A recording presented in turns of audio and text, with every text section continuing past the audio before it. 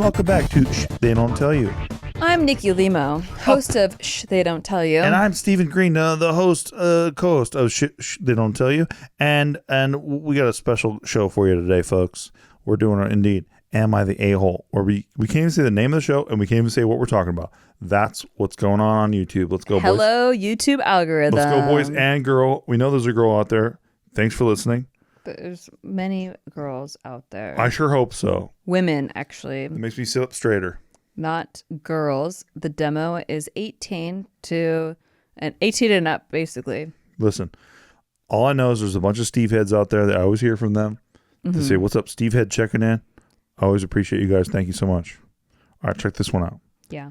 Am I the a-hole for telling the bride that her armpits smell on her wedding day since I was the maid of honor? Put yourself in these shoes. Okay. I'm gonna hear this person out. Look at you. No, because the maid of honor is the one supposed to correct, like, if things are happening. Like, if you have lipstick in your teeth, they're supposed to tell you. Like, that's like kind of their job. So I'm gonna dial it back. You're being a real reflexive Limo. I'm gonna dial it back. You're just like judging everybody today. No. I just thought it was just like an aunt or like a cousin or something. But if it's the maid of honor, that's their job. I don't want my armpits to smell. I want the maid of honor to tell me. Mark, I hope you zoomed in on her face. Unless she announced it to the audience. All right, check it out. I, 27 female, have a best friend, 27 female as well. Okay. They're true best friends, the same age. You have to be the same age to be best friends? To be true best friends, yeah. Fuck. Who got married recently? It was an outdoors wedding in the middle of the day on the West Coast. During the reception portion, she was sweaty and her armpits smelled. So we're not true best friends. We can't be. We're not the same age. Well, yeah, I'm not as old as you. That's for sure. That's for sure. Steve just turned 40. 40. Let's not make this about you, okay? 40. I discreetly told her that her armpits smelled, since that's usually what we do for each other. Okay, yeah. Before she married her husband, 28 male, she got mad at him one time because he didn't warn her that she smelled when they went to a fancy event. Okay. She excused herself. I forgot that says that. I love that. She excused herself. I had smelled my own pits, so I excused myself as well to freshen up. That's a writer, by the way. Yeah. That's what writers do. I agree. You said, oh, maybe it's me. It's probably me. And then like make it look like it's not her. Yeah. Smell stinking the whole place up. When I returned, she was back and she smelled great again. I thought I did good. Yeah. When she got back from the honeymoon, she told me I made her self-conscious for the rest of the wedding. She said I made her feel bad. And she said she's mad at me for ruining her big day. Whoa. That's excessive. So am I indeed the a-hole? No. Absolutely not. Absolutely not. In fact, I don't even think it has to do with this person. Just intuitively, I think some shit happened. Yeah. Like insecurity-wise for the bride after the fact. Now she's rewinding it and blaming it on something, and I think the friend's getting scapegoated. Do you think she had the stinky pussy? Oh, I didn't even think that. Oh. I don't know. Oh. I don't know. My bad. I didn't think that. Oh. But maybe. Oh. Because it is your pH balance. It has to do with pheromones and pH balance. You led me down that path. Hormones you know that you led me down that path. I led you down that path? Because you're like, well, what happened after? I'm like, well, what happened after is probably the wedding night. Oh. And I was like, oh. Oh, yeah. I mean, it could. It could. You know what I mean? Maybe it could have triggered something from before. I don't know. But like, if she's not taking care of the pits, what's going on in the other pit? Well, that's okay. That's a whole different. It's concerning. It's not. Okay. I mean, she should probably have to make sure it smells like not off for like medical reasons that, good point. You know, she can take care of. But like, yeah, feminine hygiene is a son of a bitch. Like, I think I got really lucky because when I hear like issues that fellow women are going through, I'm like, that can happen. Like, I had no idea. Dude, my Limo smells great. Thank you. No, but you don't even sweat. I don't really. You have like tiny pores or something. Or I do have small pores. Right. Something's going on. The facialist people always tell me that. Yeah. Which is nice. Because But that makes hella sense because like you don't really sweat. But I don't know if that has to do with sweat glands at all though. But yeah, I don't really. But you're not a stinky bitch. I don't really sweat. I sweat when I run. and when I dance. Like, so like really high impact cardio, I will sweat, but it's like not really a lot. No. It's not. It's like barely. It's cute though. It smells very sweet. It goes like it dries up within like. It smells 10 like minutes. sweet tarts. You ever had a sweet tart before? It really does smell like sweet tarts. Aw. No, really. That means we're chemically compatible. No, legit. It smells like fucking Smarties or some shit. Though. You know, like if it smells like sour milk, like you might have like relatives in your bloodline. Oh, like you might have like you guys might be inbreeding. It's like to protect you against inbreeding. I think I have inbreeding then. I think because I smell that on my own shirt. Yeah, I mean exactly. Like you should. Yeah. It should smell sour to you when you are smelling somebody that is related to you. Yeah, I think I'm pretty related to me. I smell it on my own shirt sometimes. When I'm doing the workout in the garage, I'm like, oh fuck. I found that out because I think I told you this story before. I might have said it on the podcast too, but I had an ex-boyfriend who smelled like sour milk to me, and he was Filipino. He was conventionally attractive. And he was the only Filipino guy I ever dated, right? But he was the only guy that smelled like sour milk to me, and I just thought it was him. But it turned out that later I found out that if you smell sour milk, that it might be that you have mutual relatives up in your bloodline and like your ancestry. Yep. Which would make sense because he's the only Filipino I've ever dated. And I'm like, I don't know. There's like a lot of Filipinos, and they're like, everyone calls you cousin. So, we could have just had like a mutual relative, but it's to protect you because nature doesn't want you to mate with that person. Exactly. Yeah. I found that interesting. Anyway. But some people say, fuck it anyway. And God bless them. But if I smell sweet to you, like it means like we should mix. Yeah. And we do. Which is cool. We do quite a bit. Which is cool. Okay. But yeah, I would definitely want my bridesmaid to tell my maid of honor to tell me, especially discreetly. No like brainer. If you didn't do it rudely. Oh.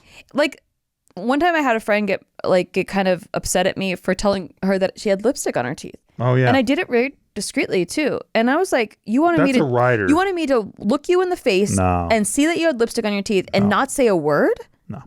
Like, do you know what kind of rumors are going to start after she has lipstick on her teeth? It looks weird because it looks like she's kind of got cracked teeth or something. All the pictures, like, it messes it up, yeah. Yeah, exactly. But she realized that she was being silly by getting mad at that. And so she was embarrassed. Yeah, exactly. She's embarrassed. Exactly. But I'm like, I don't want you to be embarrassed at all. Like that's actually what I'm telling you so that you don't have to talk to people and then feel like look in the mirror later and be like, why didn't anyone tell me? I'm so embarrassed. Yeah.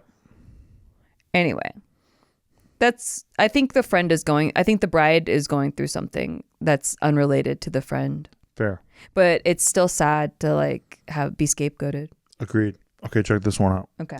I agree. I think you're such not the a-hole. It's crazy. No.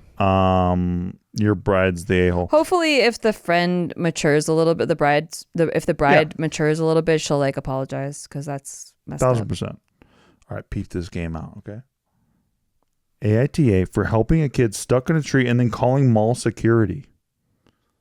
Here's a little curveball for you, Limo. Okay. I went to the mall last night with my girlfriend. We were walking in and I saw a kid crying with his foot stuck in a tree trunk. He was around 5 to 7 years old. He was struggling hard and it was very awkwardly placed. We went into the mall, got a Hoko dress, and then started out. Do you know what a Hoko dress is? I think it's a brand. I guess that's what they were there for. Maybe 30 minutes altogether. The mall really sucks, by the way. We walked out and he was still stuck and complaining his ankles hurt really bad. I heard his dad yell, "You got it in there. Can you get it out?" Having enough of this, I just went over and helped him. His parents got out all mad and he was on the ground crying in pain. Apparently he tried to pull really hard and lost his balance. Oh my gosh. Twisting his ankle to the point he couldn't stand up. Aww. I called mall security, who then called the cops, and they took a statement and said I could leave. I came home to my dad telling me I should have minded my own business. Well, I know why you picked this. And everyone said that it was a learning experience for the boy. Am I the a-hole? No. Interesting. How come? That's a traumatizing experience. I think that oh gosh, I don't like parents that do that. I get that you have to teach your kid a lesson in some in some aspects. But when it's like that, where the kid is hurting themselves and like actually doing physical damage to their body by like, no. And also you should want your kid to feel like there are strangers that can help him, or like, you know, that, you're in a safe environment. You're supposed to be their safety. Right. And like, yeah, you have them figure out, you know, weird roadblocks on their own and stuff, but like that seems abusive. Yeah, I don't really know what the parents were trying to teach the kid if the kid was real stuck. If the kid's real super stuck, I don't really know what the parents are going to teach him. Yeah, like you're there to be safety for your kid. Like, and I think that the person just did a nice thing. Yeah, and the kid's 5, she said. Like that's 5 to 7 maybe. That's way too young. I'm sure the kid's a handful. Yeah. Little boys especially are like handfuls. Do you think that you just get to the point where you're like, there's just so much energy, just let him wear himself out? That is what I think. That's what I'm trying to say, is that like I think the parents get exhausted and sometimes they're just like, good, he should get stuck. I told him not to put his foot in there, and like now look, he's stuck. And it's like, okay, you made your point, now go help your kid. That's fair. You know, the kid is traumatized enough already, and kids are just, it doesn't help them learn. This is from someone who continuously could not lock the keys in the car. We didn't have key fobs back then. You actually had to like use the key to enter the car. And I continuously, almost comically, if I didn't get in trouble, it would be quite funny how often I would lock the keys in the car, even right after my dad said, don't lock the keys in the car or you're in so much trouble. Insane. Do you think I wanted to be in trouble? Do you think I wanted to get yelled at? Absolutely not. He had just told me that. It was the number one thing I was scared of doing. And then yet I would lock it in the car. Couldn't help yourself. No matter what. And what can I do? What can I do after I already locked it in the car? Like, I wish I could call a locksmith. solve it, and it's instead I just got yelled at, and it was just like very traumatizing. And I have anxiety for my whole life of like not wanting to make mistakes, or not like, you know, wanting to get in trouble, and like, you know, dropping the ball in certain places, and little minor things that happen. I think they're really big deals because, you know, I just couldn't get my brain to remember to like have the keys. I didn't have a system either. Yeah, that's the other thing is I have created so many systems for myself. Me too. Because of my brain, you know, operate a certain way, and it's like, well, I can't change my brain doing that, so I'll just have safeguards in place that create a system that will prevent that from happening, or like solve it if it does happen. So, if parents should come up with systems when that happens. But my parents were very young, and I'm not trying to blame my parents, but I'm saying that, like, you know, sometimes yelling at the kid over and over again, or like teaching them a lesson over and over again, it's not the way to go. Maybe coming up with a system so they can understand how to do it themselves and not get themselves in that situation. Something I learned pretty early on is that your parent doesn't yell at you to teach you. They yell at you to let you know that you suck. They yell at you because they're under a lot of stress. Well, yeah. And they just can't handle life, and they don't want. Now you're putting another thing they have to deal with on their plate. They deal with the whole thing all day. Yeah, they had to deal with their adult life and their bills and their finances, and they're stressed, and then now you're like, now you fucked up their day. But I agree with them. Like, you suck today. Like, you suck today. But there's a way to teach and prevent stuff from happening in the future that's not yelling. Like, because what does yelling even accomplish? But I've heard that however you react as a parent is what you grew up with. Yeah. So that's like what you were shown. So you have to like consciously change that. But anyway, back to this story. I think that what yelling accomplishes is you make your point. Yeah. So you really make your point. I like that. You're not just a scary figure in the child's life that they don't feel comfortable or safe around. You made your point real loud and clear. Yeah. Okay, we agree on that one. Yeah, so I think sometimes parents like this are like, I'll teach them a lesson. And like, that's what they were shown as parents. So everyone's growing and learning, but I don't think that person's an asshole. Agreed. Okay, check this one out. Am I the a-hole for scheduling a doctor's appointment during a meeting my boyfriend wanted me to attend? My boyfriend owns an Airbnb in a vacation area that another company manages for him. We do use it several times a year. When we go, I end up doing yard and home maintenance because I have the time. He spends the day working from home on his computer, so the management company is changing hands. They held a video meeting a couple months ago that I attended for him. It was recorded so he could have watched it. He never asked me anything about it. They held another meeting tonight. He kept sending me email reminders about the new meeting. I told him I wasn't going to watch this time. It was his turn. He kept telling me it was important. He's selling the property and won't be Airbnb-ing it anymore. So that's why I need to attend the meeting. But she's saying, why do I need to attend the meeting if that's why you're doing it? Yeah. He continued to send me reminders and talk to me like I was going to attend. I told him if it's that important, then he should watch it. Here's the thing. He was planning on hitting tennis balls with his friends. I again said, if it's that important, you'll make it a priority and skip hitting tennis balls or go a little late.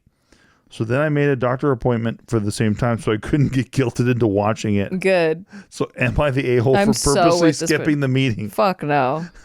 No. I knew you'd like that one. Yeah. But also, what kind of person is this that you're dating? Come on. He sounds like a real stiff. Come on, man. He's a stiff.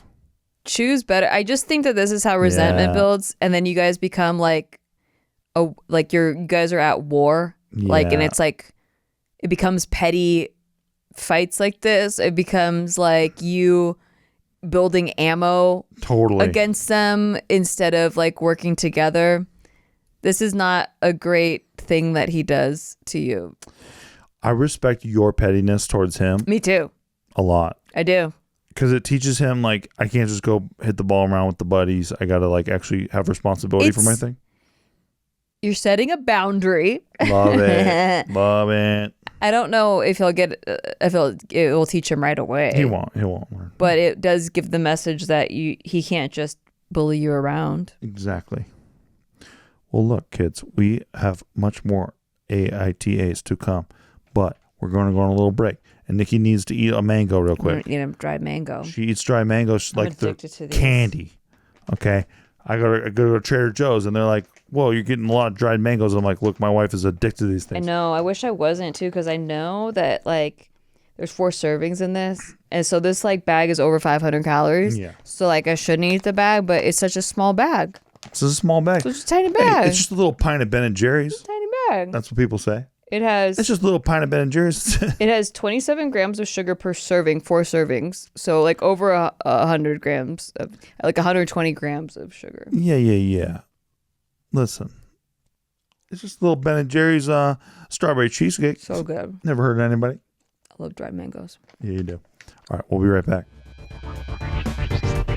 Hey, we're on a break right now, and I guess we're supposed to promo our show. Yeah, so we're going to talk about our show. We're going to talk about a show that you took a break from to talk about how you should listen to our show. Technically, we're not on break. We're still working. It's called Shit They Don't Tell You, and it's all the shit that we wish people would have told us that we had to mess up on and figure out ourselves. Now we're telling you about it. That's it. And sometimes we answer questions that you send in, and sometimes we judge other people's situations. So keep listening and check us out on Patreon, patreon.com/sticky. Thank you. And shout out to Brian Jorgensen. And we're back. Okay, check this one out. Am I the a-hole for wanting to be a princess too? Nikki, immediate response because you're eating mango? Wanting to be a princess? Yeah, wanting to be a princess too. That's what it's called. Princess too? Yeah, princess too. Along with other princesses? Yeah. I want to be a princess. Hold your horses. Wait to listen to the story. Oh, okay. I, 18 female, was invited to go to a Renaissance fair with a couple of my friends. It would be me and 2 other couples. Before asking me, they made sure I wouldn't mind being the 5th wheel, which I don't, in parentheses. Like, I don't mind being heavily disrespected. I don't. Okay. We'll take it later. Yeah. A few days after the couple that invited me, 18 female and 18 male, asked what I was thinking for my costume. They were like, what do you think? I replied that I wanted to be a princess with a hennin. What? Oh. What's a hennin? Is it those hats? Is it a hat? I don't know. I don't know what a hennin is. I don't know. I don't go to Renaissance fairs. HENNIN? Should I Google it? Yeah, it's probably either a hat or like a thing that goes around your butt. Oh, yeah, it's a big old hat. Okay, It looks like a wizard's hat. Yeah, a cone thing. I did that. Big cone. I did this move. Oh, I got it right. Big Hell old yeah. cone wizard hat. Hell yeah. It's Yeah, like in Cinderella's the steps. Just say big old wizard hat. Not be It's crazy. the cones. Okay, my friend replied that she was going to be the same thing, wearing a green dress. I said that I also wanted to be wearing green, but would settle for blue since she had already decided. But we were both pretty against, but they were both pretty against me being a princess, even if wearing a different color. The reason being that it was because it was a couple's costume for them, knight and princess. See, it would be weird if I also was a princess. There are some princesses that haven't found their knight yet. What movies are you watching? Like all of the Disney movies, they're waiting for their prince to come. Watch some Pixar stuff. They're waiting for their prince to come. Watch some DreamWorks. Someday my prince will come. Yeah. Like that. You know people who know that song? They're all dead. They also added that people wouldn't be able to tell who was the couple between us. Oh gosh, this friend group sucks. I feel like it's not that serious. We suggested other costumes. I suggested being her lady in waiting. Like basically like the lady who like holds her hair up and shit. Mm-hmm. But she was very against it. And they suggested I be a court jester or wizard. Oh my God. But I would really like to wear a dress or something girly. By the end of the conversation, it seemed like everyone was getting a little frustrated. And my friend told me I could wear whatever I want. And it was my choice. But I'm not sure if she would still prefer me not to be a princess / be upset, but with me doing so. So would I be the a-hole if I wore a distinct princess costume as well? Okay, first of all of these people are on the spectrum. Normies don't take it this. Like, there's no neurotypical. 1,000% neurotypical people do not. This is like the guy on Love on the Spectrum who's like, oh, I don't think you should be a knight. And I'm a knight. They all went to the Renaissance Fair on Love on the Spectrum, and I don't even say that. I'm not even saying that as an insult. I'm saying that this is definitely an on the spectrum conversation. Yeah. And so I'm just saying that because the angle at which to give advice is like, you can't come at this like this is a neurotypical conversation, because it is not. And the logic that goes into those things is I'm laughing at how it's like painting by the numbers in your garage or something. It's like it has to be very specific. It's like you can't mess up. Yeah, like so me and I would not even booping the spectrum myself. Yes. I would not have this friend group. Yes. Because that gives me way too much anxiety. They're a little serious. But if this is their special interest, the thing that they all get really into, this like is a big deal for them. Like the roles have been established, and you know, like when you're fitting into a group of friends, you go by like the societal rules of that friend group. And so, yeah, I don't know. Maybe you didn't get to call dibs on being a princess early enough. But if it were me, and I preferred a friend group that would allow me to be and express myself in which the way I would like to express myself, I would get a new friend group. Okay, so I have to point something out here. I don't like doing this. I don't like, I don't know what you call it, calling out people or whatever. Mm-hmm. But somebody... You don't? No, I don't. Of course not. Okay. Okay, I got you. I got you. Yeah, you would never. So somebody ignorantly in the comments named Detail Giraffe, they say... I'd be a queen or an empress. Let her be the princess if she wants it that bad. Yeah, see, this is why you just don't even like do the research or nothing. Queens, if you look at any of the research on this stuff, they're evil. Right? Only if they're stepmothers. No, queens are always evil. They're always evil? Evil, always evil. Oh. When's a princess, by the way, evil? Never. Queens are always evil. So why are you like even trying? You're just like trying to set her up, I think, to not help her. Not the ones that get beheaded. Oh, what Disney movie is that? Yeah, let me know. Let me know. Well, like Sleeping Beauty. You know like, you know, Snow White's mom died. Right. And so that queen, no, that queen was the stepmom. Yeah, you're right. But if it was her real mom, probably would be a good queen. But they're never that. They're always if they're good, they're gone. Yeah, but mostly they're evil. Remember Mufasa? That's a lion. But he's a king. Okay, so he's gone. Kings are evil too? Kings are generally evil. Yeah. Kings are also evil? Generally evil. But in Aladdin, he was a pretty good guy. What evil kings are in there? What are you talking about? Aladdin? He's a good guy. Yeah, but exactly. He might as well have been evil because he just let Jafar run over his ass. But what kings in Disney movies are evil? Which kings in Disney movies are evil? How many Disney movies have you seen an evil king? Okay, how about this? Remember Robin Hood? Okay, yes. That was an evil king. Thank you. But he was still prince. Yeah, he was. You dig? Yeah, true. But check this out. Here's how messed up that is. King, what's his name? George. He just deuced out. He said, "Pa peace." Remember that scene? He says, "Pa peace," and then it's up to Robin Hoods and all the boys and the men in tights and all those guys to deal with the prince, because kind of the king was a little bit evil, because he's like, "Pa peace." Like in Game of Thrones, it was Joffrey that was evil. He was prince. Exactly. I mean, the princes, I can't Princes really are pretty rough. get behind, but the kings, I felt like I haven't. But they don't exist. They're kind of jolly. They don't really exist. King Triton. Yeah, he's fine. He's one of the villains of that movie. No, think about it. No, think about it. He's like tells Ariel go. Stop. No, he tells Ariel go fuck off. He tells Ariel go fuck off. Does it? She doesn't want to be She doesn't want to be a mermaid anymore. She wants to be a human because King Triton sucks so bad. As a dad, am I wrong? No. She cuddles up with Ursula because she's like, this is way better than with my dad. Yeah, she's got daddy issues for sure. Right. So like, yeah, a little bit evil. You don't dress like that if you don't got daddy issues. Exactly. But like, I don't think he was evil. I thought he was trying to do the best he could. I'm just telling you. He lost his wife. They all lose their wives. They lose their wives pretty quick. Yeah. Yeah, you're not supposed. And they marry evil wives. Yeah. In Disney movies. Oh yeah. Okay, so anyway, what are we talking about? Oh yeah, this Renaissance fair. Yeah, you're an asshole for wanting to be a princess too. I think being a magician sounds, or what did you say, magician? Wizard. Wizard's sounds pretty sick. Yeah, wizard's sick. Wizard was a little sick. Yeah. Maybe be an archer. You know? I don't think that they would let her be a wizard in Renaissance times if she was a female, though. No. Like, I don't think you could be a court jester or a wizard. So, You're like, the friends are not very accurate. Exactly. You're a witch. And guess what they do to witches did? And women can't be jesters because they're not funny. Their brains are too small. They still can't be jesters, in my opinion. That's what I'm saying. Like, their brains are, I don't think that they should ever try to be that. I saw all the funniest female jesters. They don't exist. That's what I say. Okay.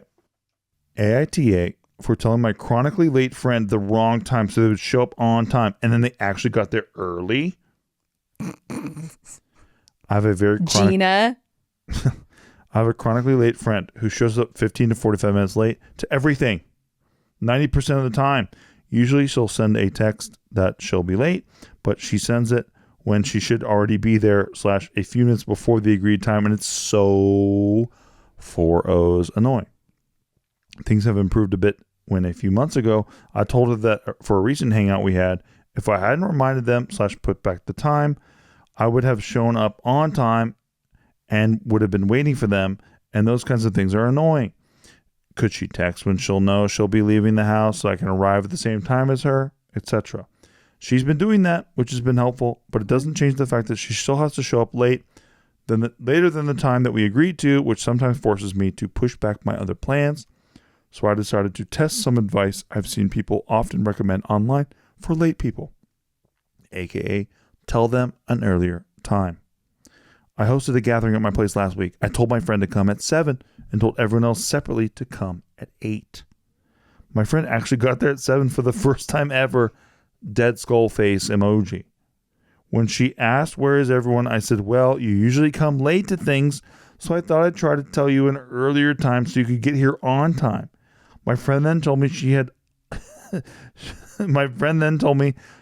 other things she could have done if I hadn't told her the wrong time, and was noticeably pissed with me the rest of the night.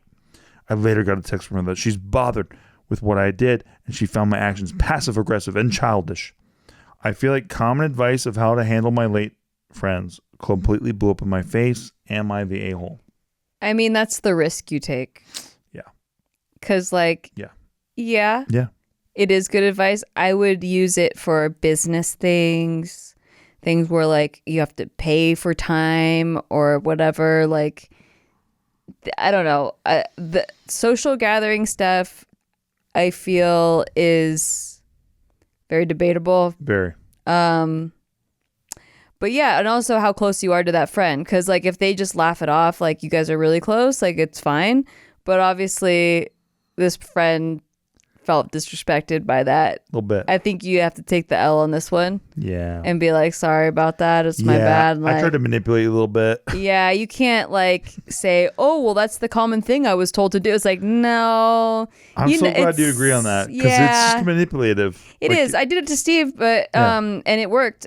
because because he was always late to everything we did on set. But like for me, that was like I only had the set for a set amount of time, and I had cameramen that I was paying and all this stuff. And I was like, at that time when I did this to Steve, I didn't have a budget. I was paying the cameramen in beer, and like a couple people were getting paid, but like a very small fee, like $50 or whatever. But I also only had the room and the equipment for a certain amount of time. And we had to film a lot of stuff. So I told Steve his call time was an hour earlier than what it actually was. And that worked. Yeah, it was pretty sick. And he never accused me of, I told him later that that's great. What I did. But, he got better at showing up to things on time.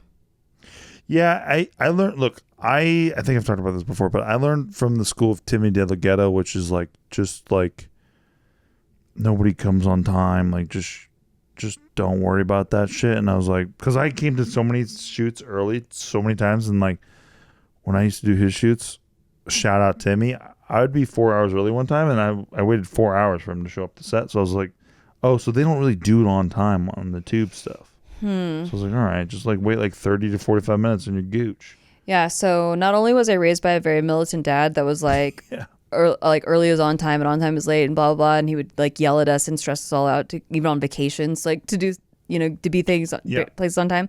So not only that, but also in acting on union sets, that is one of the only reasons they can fire you as an actor is being late. Yeah. And so I had it very much drilled into me to be early to sets. And then on Totally Sketch shoots, we'd always have to be waiting for you for like over an hour. And I'm just like, God damn, like I had to get this night off. On those sets, were we ready to go? Bro, we had to wait for you. So no, we weren't ready to go because we had to wait for you. Once I got there, were we shooting 5 minutes? I don't know. It was very annoying to me. Very frustrating. It also was very frustrating when other people would do it, but like you were the most chronicle one that would do it.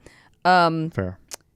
However, I will say that in social situations, I had to learn to be late to them because I was always like the first one there. That's true. At things, and that's embarrassing. I had to teach you that. Yeah, and sometimes I barely knew the people. Yeah. And so I was like, why would they say it starts at this time? Like, dude, I'll never forget.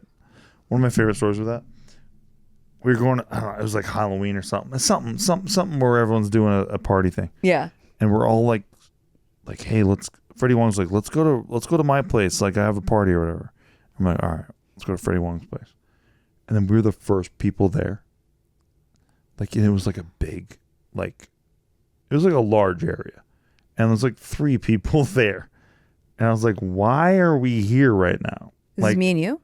No, I'm talking about like me and the group I was with. Oh, okay. I was like, I don't remember going. No. Okay. And I was like, why are we here right now? I was like, this is fucking lame. And I immediately like we turned around and left. Yeah. Because it like, I was so early. It was like, yeah. Wait, why did we go immediately? Like, right. You can't. You have to learn not to go immediately. Yeah. So I didn't know that. Yeah. Or it took me quite a bit of time, and I also wasn't a very, I didn't go to a lot of parties in my younger years. Yeah. So like, getting invited to parties was a rare thing, and I didn't know that you're not supposed to show up on time. Yeah, I learned this in improv stuff because I never learned this through my parents because they're the least cool people I've ever met. Yeah, but you show up to sets late. Well, no, like I said, I used to show up on time or even early, and then I learned, so we all got punished because of Timmy D. Timmy D, shout out. Stupid. Yeah, I don't think I would adjust my showing up on timeness in a business sense just because another person doesn't. No, I honestly, it was repetition because I just kept on showing up to maker shoots, and like everyone was just like always late. And it was like, why am I doing this to myself? Like it's stressing myself out. No, I get that. Plus, I just lived further away than anyone else because I always lived like North Hollywood. Well, back by then I lived in North Hollywood. Yeah. So it was always an hour and a half for me, like for wherever we were going to be. So it was always going to be a nightmare. But yeah. Yeah, that makes sense. Yeah. Anyway, what was? Oh yeah. So yeah, a little bit of an a-hole there. For sure. But like, I get the reasoning. Yeah. But yeah, you just have to own that one. Own it, girl. Sorry. Yeah. You just have to communicate with that friend more. Like, exactly. Hey, it would make me feel good if you showed up on time, or please, it's important to me, or things like that. Have you ever done that to a family member before? Them. No. No. Like I said, my family's crazy. Yeah. Like my dad is like crazy. He's crazy, yeah. Like he was on our vacation in Hawaii stressing everyone out. Yeah. He wakes up at like 6 a.m. and then like is just antsy until like everyone wakes up and wants to do is ready to do things. And then he like has this whole day planned of what he wants to do, and he's just like getting stressed out that no one's up yet. Like that's on a vacation. Yeah. So imagine him like in a normal day life setting, like showing up to events or work things or anything. Like we were early every time. My favorite Benjamin story as we close out today. So I had asked, obviously, Nikki's dad if it was okay to marry Nikki, and he was like down. Yeah. And that was awesome. Yeah, you guys have a great relationship. Great relationship. He's a great man. Yeah. I love him. Although Colts Rams this weekend, it's about blood, brother. I don't give a fuck about you right now, dog. It's personal, dog. But yeah, so there was a time where I was, there was a moment where I was asking Nikki to marry me and stuff, and then we were posting on the socials and stuff like that. And then like the next morning, we called him up or whatever, and he's like fucking pissed. Yeah. He's so pissed. Well, you didn't wait, let me just explain a little clearer. Go for it. Like you proposed to me, and we were both pretty drunk, but like it was a 3-course meal with wine pairing. So I was overwhelmed. I was tipsy, like it was emotional. I was crying. He was, we were both like in, tears, but it was a very intimate moment. And I specifically like had told Steve I didn't want to be proposed to in front of a lot of people because I wanted that moment to be like our moment. And he took it so far as like where we didn't get a picture of the moment either. It was that intimate. Okay. Yeah. So I went over on it. Did the over. It's fine. But like I do wish we had a picture, but like ultimately like I liked that it was an intimate moment. Yeah. It was very much that. And then I posted a picture at like midnight in Hawaii time. So it's like 3 a.m. in anywhere else, like on West Coast time, it's 3 a.m. Like no one's seeing this picture like as it's posted, but I just posted a picture of like, me with the ring, right? On Facebook. I didn't text anybody. I didn't call anybody. Like we just like enjoyed the moment, and I posted a picture real quick. Did you type I said yes, like a basic bitch? Something like I don't remember what I said. I was drunk, like I said. Yeah. I wouldn't have agreed. I wouldn't have agreed to this. I was more sunburned than drunk, so sober me would never have agreed. Yeah. But anyway, so the first thing I do, I wake up at like 8 a.m. or whatever. The first thing I do is call my dad. That's like the very number one. Yeah. He picks up the phone, pissed. Yeah, he's furious. He starts yelling. He's pissed. Yeah. I'm like, what's happening? Like, this is what I'm saying, that I would get in trouble for things that I didn't even know I did something like wrong. And this is how it was as a kid. And we had such a better relationship after I moved out of the house. So I hadn't experienced this in a while with him. But like, that it just triggered all of my childhood stuff where like I didn't even know I fucking did anything wrong. Like, what did I do wrong but get proposed to? And then I got proposed to last night and said yes. He's the first person I call with exciting news. And that was the confusing part for me personally, because I asked him and he knew exactly when I was going to do it. And that's the thing, is because like if he didn't know, then it would have been a surprise and like a news, but he would have been mad that you didn't ask him. But like I'm just saying, like he knew, so he thought that in his brain, he thought I'd call him the moment it happened, which I wasn't even thinking about anybody the moment it happened, except for me and you and being excited. Yeah. So like, but because he plans things so thoroughly in his brain, like when it didn't go how he thought it was going to go, he doesn't tell me, but with the minute I call him, he's like yelling at me. And then like I'm like hyperventilating because I was so thrown. Like it was an emotional thing that I was like, oh, no, I was like excited happened? To share. I was like, he told me yes multiple times. Oh shit. And then he's like, you should have called us and your mom, and like your mom didn't like know, and all this. And your mom was waiting to find out. And I was like, she doesn't give a fuck. No, she didn't give a fuck. She doesn't give a fuck. Homie. I think he tried to pin it. He tried to put it on my mom, but he was just upset. Nah, Benjamin. I was like, you're the first person I called, like the very first person. That is true. I didn't call anybody. You didn't call Tara, Tani. I didn't text anybody. Nah. Like in his mind, I'm calling everybody on the planet. Like I get proposed to, I start calling everybody. I'm texting people. Yeah. None of that happened. And I was like, not dad. You're right. But in reality, he was the very first person. Exactly. No, and I was there. I got yelled at for that. I got in trouble. I got in so much trouble for that happening. So thanks a lot. No, you're welcome. Thanks a lot for proposing. You're welcome. Yeah. Best thing I ever did, but Benjamin. That was but anyway, hilarious. Yeah, he's like, so imagine that. And then, but then we get into a car and he drives us around the island like angrily, like for like 4 hours. That maniac needs to be on time to things that didn't even have a time.